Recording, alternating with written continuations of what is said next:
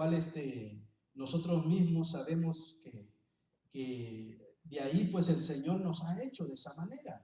Es por eso que yo quiero que en esta tarde, mis amados, lo veamos de esta manera. Mire. Fíjense, por ejemplo, la naturaleza divina es algo que debemos de alcanzar, mis amados, porque como generación que somos, nosotros hemos sido hechos de una generación. Nuestra genética viene, usted sabe que venimos de Adán, ¿no? Porque Adán fue creado de una manera, el cual el Señor lo hizo a su imagen y a su semejanza, pero cuando él falló, cuando él pecó, su naturaleza fue degradada.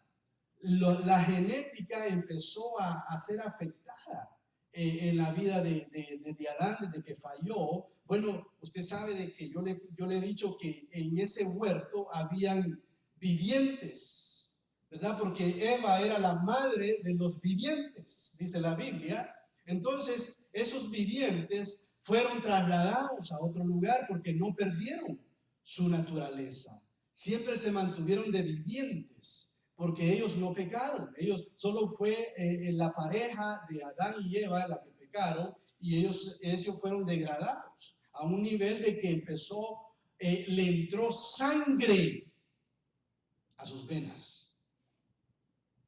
O sea, ellos no tenían sangre. Ellos eran lumínicos.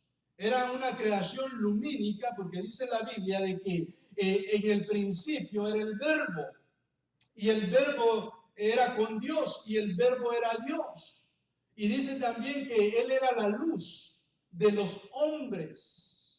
Entonces ellos tenían una apariencia lumínica. ¿Por qué? Porque en ellos, fíjense, en ellos corría algo divino, algo que el Señor había puesto, porque eran hechos a imagen y semejanza, ¿se imagina? Entonces ellos eran lumínicos, no había sangre.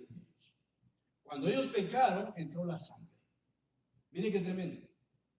Por eso es de que, fíjense, miren, dice la Biblia de que ellos no se avergonzaban porque estaban desnudos. Mire, la desnudez es figura de pecado. Eso es lo que significa. Cuando uno pues, le ve la desnudez, pero espiritualmente es porque está desnudo y tiene pecado. Pero espiritualmente. Entonces ellos dicen que estaban desnudos, pero no se avergonzaban. Fíjense de que el Señor me puso esto, mire. ¿Qué piensa usted cuando oye o lee que dice que no se avergonzaban? ¿Qué es lo que inmediatamente viene a su mente cuando usted lee no se avergonzaban? Esa es una manera de ver, fíjense. No se avergonzaban de cómo estaban, porque no había pecado en ellos, no había malicia. Pero mire, otra de las cosas, ¿por qué nosotros tenemos que alcanzar ese nivel de vivientes? Ese nivel de vivientes que no se avergonzaban de su desnudez. Porque, miren lo que me dijo el Señor, ni ella avergonzaba a Adán, ni Adán la avergonzaba a ella. Miren cómo me lo puso el Señor. Ellos no se avergonzaban mutuamente. O sea, de que vivían de una manera agradándole a Dios como pareja, mientras no habían pecado, agradaban a Dios y no se avergonzaban en uno y el otro. Es lo que pasa hoy en día en los hogares. El cónyuge avergüenza a su cónyuge por cuando falla o cuando hace algo malo. Cuando le ve su desnudez, pues, cuando ve sus pies de barro, la avergüenza o ella lo avergüenza. Pero en el huerto dice que ellos no se avergonzaban. Quiere decir de que no había esa mentalidad ni ese pecado y se miraban con misericordia, se miraban de una manera la cual, pues, como no había sangre, no había genética mala, ellos podían sobrellevar las faltas, se podría decir. No se avergonzaban el uno al otro. Miren qué tremendo eso. Entonces, Dios nos quiere elevar a esa estatura, fíjense, porque a nosotros nos ha tocado vivir, fíjense, nos ha tocado vivir en esta generación que estamos viviendo. ¿Y qué dice la Biblia de esta generación que estamos viviendo? que es una generación perversa. Amén. Usted lo sabe, usted lo ha visto, usted lo ve, lo oye, cómo se mueve hoy en día la humanidad. Mire, con este caso de este veredicto, de este personaje que mató a este morenito, ¿verdad? Mire cómo la gente, la generación, no hay, o sea, ellos andan buscando una excusa para levantarse y para hacer rallies, para empezar a levantar su voz y empezar a rebelarse en contra del sistema, en contra de la autoridad, en contra de todo aquello que trae orden. Así está la humanidad. Yo les decía la vez pasada que el dueño de Chick-fil-A dijo un comentario de la Biblia acerca del matrimonio gay, ¿verdad? Y viene y lo toman a mal los homosexuales y se levantan y empiezan a hacer rallies y empiezan a hacer cosas, vandalismo y todo. La humanidad, mis amados, la generación de hoy en día está de una manera, mis amados, la cual por cualquier cosa se ponen así, violentos. Hay violencia. ¿Por qué? Porque los de eminencia, los que están al frente, perdieron la visión y la humanidad se ha extraviado. Entonces nosotros estamos viviendo esta generación, una generación la cual nos toca vivir, pero miren lo que yo quiero mostrarles en esta hora. En Mateo 19:28, Jesús le dijo, fíjense, Jesús les dijo, en verdad os digo que vosotros que me habéis seguido en la regeneración, cuando el Hijo del Hombre se siente en el trono de su gloria, os sentaréis también sobre 12 tronos para juzgar a las 12 tribus de Israel. Entonces, note bien, si usted ve el verso, no dice generación. Ustedes que me han seguido en esta, me han seguido en la generación, sino que está hablando de regeneración. Porque los discípulos, mis amados, los apóstoles, estaban siendo, cuando el Señor estaba con ellos, los estaba regenerando.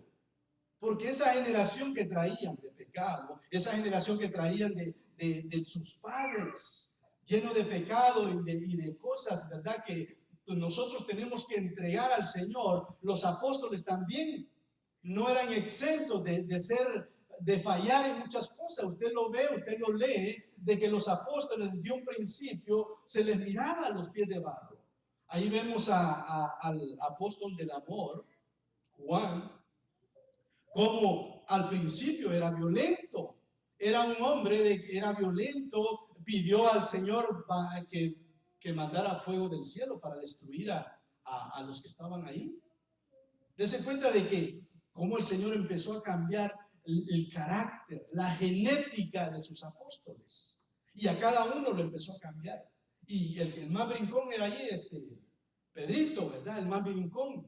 Y era el más sagaz. Pero note bien que Pedrito también le fue cambiando su carácter, su genética que él traía. No sé si era porque él así había sido desde pequeño o porque su madre, su padre se lo había transmitido. O había visto en su hogar violencia o cosas que él vio y él asimiló, o los padres eran violentos, o los bisabuelos o los abuelos. O sea que venimos, mis amados, muy afectados en nuestra genética. Usted lo sabe. Usted se puede ver cuando usted se contempla, cuando hacemos cosas, cuando en el hogar pasan situaciones, podemos ver que nos hace falta una regeneración. Significa volver a regenerar algo, y es la generación que nosotros tenemos. Entonces, miren lo que le dice el Señor. Ustedes me habéis seguido en la regeneración. Por eso es que ustedes se van a sentar conmigo en 12 tronos para juzgar a las 12 tribus de Israel. Entonces, miren, esto traería un estado de gloria sobre ellos. Porque miren, ellos eso es lo que estaban esperando cuando el Señor Jesús apareció.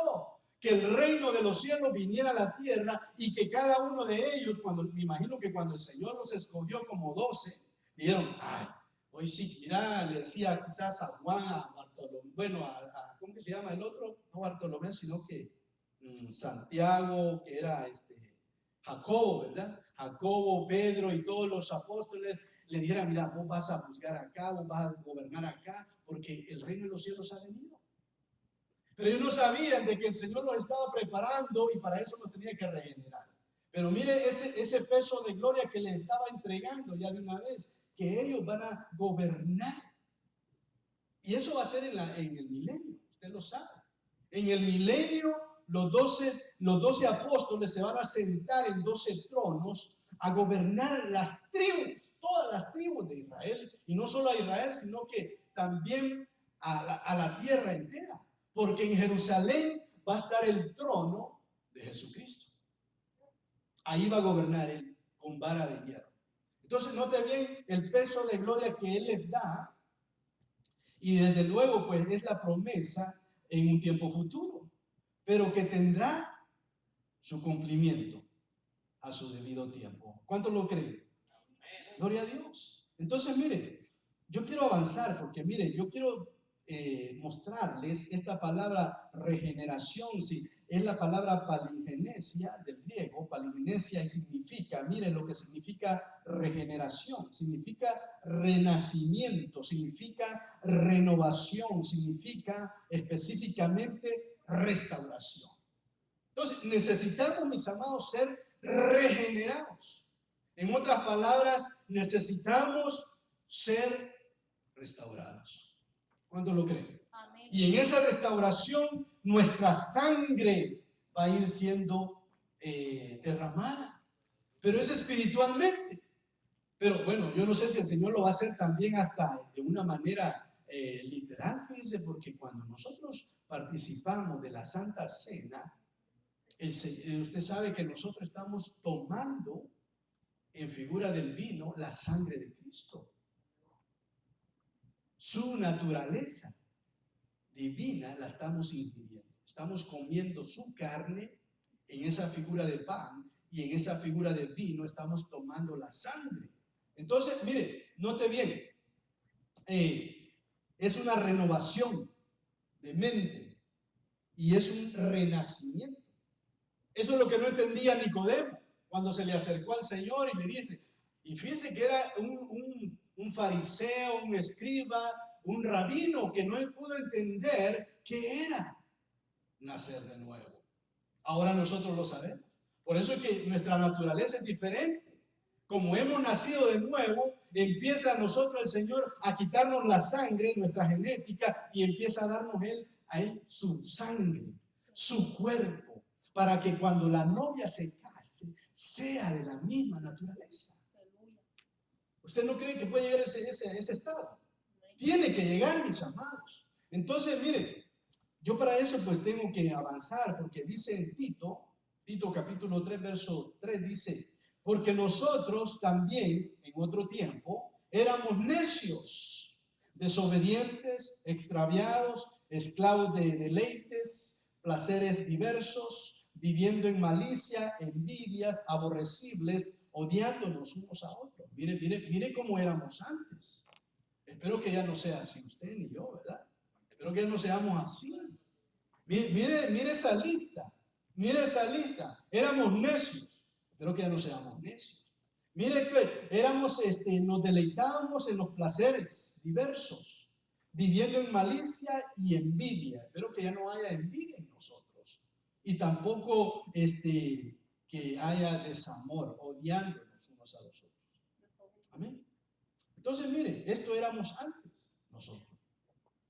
Pero cuando se manifestó la bondad de Dios, mire, nuestro Salvador y su amor hacia la humanidad, dice, Él nos salvó no por obras de justicia que nosotros hubiéramos hecho, sino conforme a su misericordia por medio del lavamiento, note bien, de la regeneración.